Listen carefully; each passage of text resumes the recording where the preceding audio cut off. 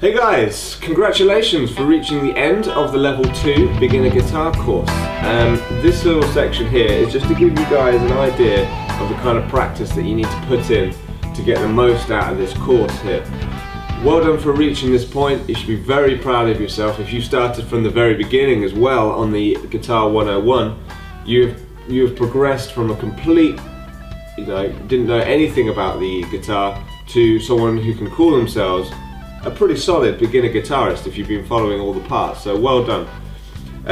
What I'm going to talk to you about in this is about your practice regime. Now that you're on level 2, you're going to have to be putting in some minutes every day to practice the material.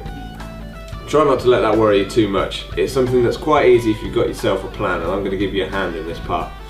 The first thing that I want you guys to do when you're going to go do some practice is have a clear goal. What are you going to practice in that session? An example would be if you're struggling on a chord, or let's say you don't quite know a chord yet, you might want to work on your fingering of the chord properly.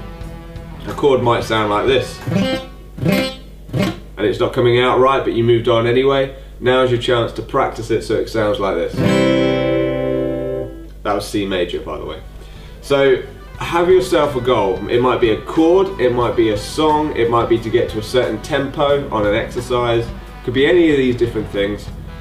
Set yourself one of them. Okay, the next thing, once you've got yourself a clear goal for the session, you've got to do a bit of a warm-up. So the idea of what I'm going to talk to you about now is basically to give you a 25-minute practice session, because you should try and aim for 25 minutes a day, if possible, consistent practice. So this is going to give you a 25-minute little schedule here. Warm-up. I taught you the spider exercise, which sounds something like this. Moving down the strings. When you first come to the guitar, play through this whole exercise at your tempo, okay? Not this tempo. That's just for demonstration purposes. Play it at a tempo that is accurate for you. Very important. Don't practice mistakes. So you do 5 minutes on that warm-up there. The next thing, chords. Now we've covered E major, A major, D major, G major and C major so far in level 2, and you've also got the A minor, D minor and E minor chords there. So you need to refresh your memory on all of those. Make sure you practice from one chord to the next, and make sure you use the pivot point if you're changing between A's, E's and D's. You don't need to lift off the first finger at all. See if you can find any other pivot points within those chord changes. So you've run through your chord shapes. Next thing is to run through your chord changes, which is the next part of the practice regime here. So I gave you a few exercises that you can do on these. There's the 60-second changes, there's the Jedi Changes, and then there's the one strum changes. These are all ways that can help practice changing from one chord to the next. So let's choose 3 chords. Let's say it would be G, A minor and C. Practice the changes from them. Let's do one strum changes. You would line up on your G, one strum, then we go to A minor, and then we go to C. So G, A minor, C. One strum each. And then see how fast you can get the strums and how clearly you can bring out each strum. It won't sound like that first time, or if it does, you're doing an excellent job. If it doesn't, don't let that worry you. Just keep readjusting the fingers like we've talked about in the whole course beforehand, working on these chords until they sound really accurate. The point of it is to get used to the fingers moving as one unit, as opposed to lining up one finger at a time until they all line up. You want to move it as a whole. And remember, at a tempo that is accurate, not making mistakes, however slow that must be. Then you got your 60-second challenge. How many chord changes can you make in 60 seconds?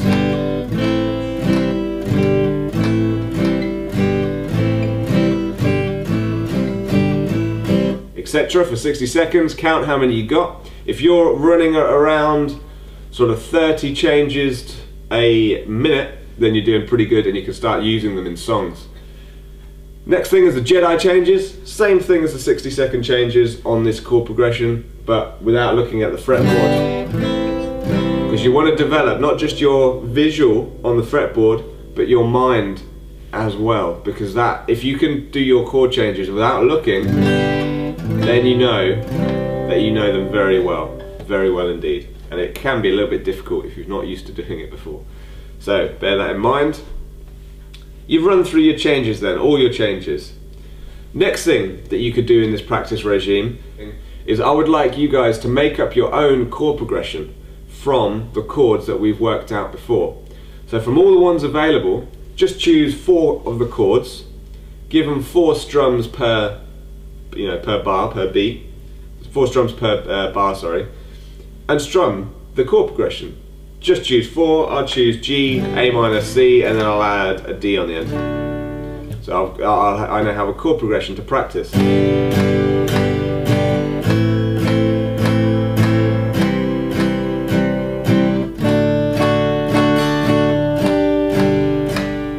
Etc. Round and round at the tempo that you can do accurately. Now I'm playing these exercises at performance tempo. Do not attempt that if there's any inaccuracies in your playing, because it will start showing through and it'll be very difficult to practice out the mistakes.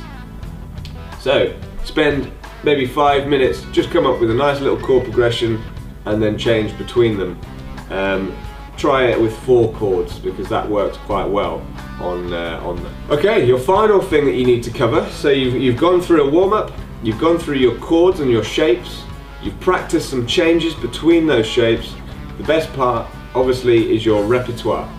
So we've covered 2 songs in the actual course itself, but if you head over to rexpearson.com, there will be a library of songs dedicated to you guys, the level 1, level 2, and very soon, you guys at level 3, songs that are aimed or arranged for that level using the chords that we've already covered.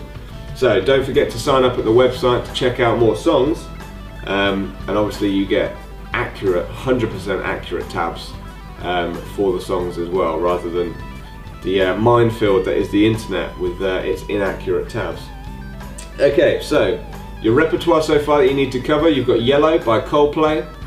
Flick back to the part that has that in level 1, and then you also have Chasing Cars, which had 3 sections to it that you should be practicing as well, and you want to spend about 5 to 10 minutes on that. All of them added up together, you've got a 25-minute to 30-minute practice regime, which is a very, very good one, which should keep you going for the next week or so, getting those chord changes as accurate as possible, getting that song as much as possible. Maybe play it along to the track if you're feeling really confident, and see if you can play through the track with some of the songs that we've covered. So there you go, there's your practice regime. That gives you an idea, hopefully, of the kind of work you need to put in at level 2 to really start seeing some big results coming. So I hope you enjoyed it. I hope you enjoyed level 2. Don't forget to take the exam, which is aimed at you guys, where you can obviously measure your progress and see how much you actually learned from the lessons, and you can give yourself a grade as well. So don't forget, share the lesson, keep it free, and I'll see you guys in level 3.